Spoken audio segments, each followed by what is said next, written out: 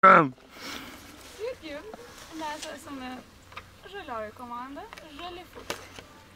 Ir prieš jūsų akis yra skulptūra. Skulptūra pavadinimu Papulkas If. Taigi, o dabar plačiau paaiškinus, čia yra kiaušinis. Kiaušinis simbolizuoja keletą dalykų. Jis simbolizuoja gyvybę, kartu jis simbolizuoja virsmą. Jis kabo ant šakos. Svarbiausia logika. Taip, apačioje jūs matote daug mažų šakelių, viršuje vieną ir pagrindinę storą. Mano padavas man nepadės? Padės. Taigi, tai pagrindinė šaka simbolizuoja tokį galbūt kaip ramstį gyvenimo, tai šiuo atveju gal irgi nekrypsim į banalumus, bet tai dažniausiai būna tėvai arba šeima, kuri mus prižiūri, kuri mus augina, kuri mus leidžia į mokslus. Jeigu mes pasirinkime, mes užaugame ir jeigu mes pasirenkame kažkokį gyvenimo kelią, kaip šiuo metu mes esame tuksai, mes pasirinkome Sofijos dailės akademiją, mums atsiveria begalės ploto, kurio mes tikrai dar nesame, kurio mes nesame pažinę ir kurį mes tikrai norėtume pažinti. Tai būtent siejame šitą visą pasakymą su šia vieta, kodėl mes pasirinkome būtent prie ežero šitą vietą. Tai ežeras simbolizuoja tą tokį plačius vandenis, platų kelią. Ir kodėl kokonas, tas mūsų kiaušinis kabo, ir kodėl jis kabo būtent tarp šakų, tai tos šakos yra gyvenimo labirintai, kurių mes iš tikrųjų dar nesame pažinę.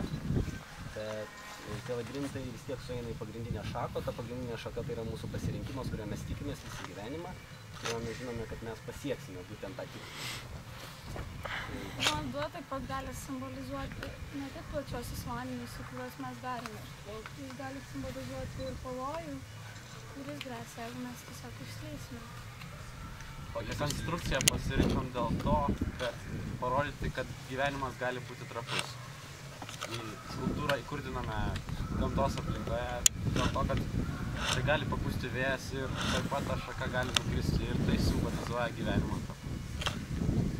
O kiaušinis yra padarytas iš labai nepatvairios konstrukcijos, kuri papūtus stipresniam vėjui taip pat grįžta ir trūksta krenta šakos.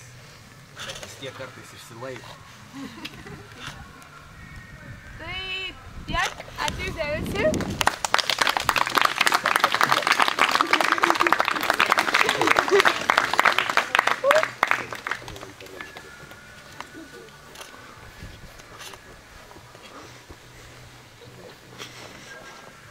Vanduo gali būti iščios.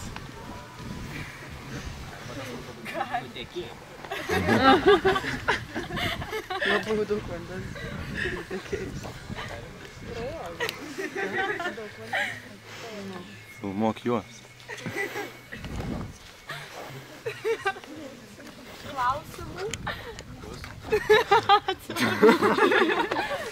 Juokingai pasakė. Tai viskas. Ačiū už dėmesį. Jūs buvot faini, šaunūs. Jo, storgalis į viršų, ta šaka apversta. Taip. Tai tvirčiau žmonės jaučiasi. Ne, tiesiog šakom į apačią, nes mes vis tiek visi, kaip ir bebūtų, mes sensta, mes keičiamės ir mes vis tiek susidėjom su gamta. Tiesiog viskas eina į žemę. Ištakas. O tos žemės nebuvimas kaip pagrindas simbolizuoja mūsų būseną, kurioje mes dabar esame. Mes įstojame į dailės akademiją, bet mes dar konkrečiai daug nieko nesam. Tai jūs įdomiai sumastėt, kad jūsų pradžia prasideda nuo dangaus, nuo viršaus. Ne kaip kitos komandos iš apačios į dangų, jūs iš viršaus į apačią.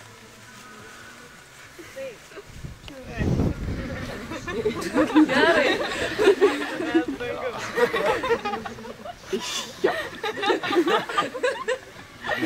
Yra logikos tokia, kad pajaus žemę po kojom. Jo, tai man čia įdomu. Jeigu ten kažkokio galima tikėti ten Dievu ar dar kažką, kad gimsti tipo iš dangaus dar kažką, o miršti tipo žemė ir žemė. Esmė yra dar, kadangi kabo būtų iš žemės, tai būtų vienas galas, kurį, ta prasme, visi ir aukštas, kurio visi siektų, kadangi yra du galai. Tai pagrindinis galas yra tas storasis galas, ant kurio laikosi visas gyvenimas. Jeigu netyčia mes pakreipiam savo gyvenimą ne ta linkme, kurie svajojame, tai mes nukeliaujame žemyn.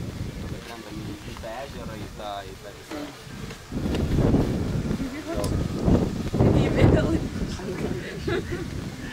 Gerai.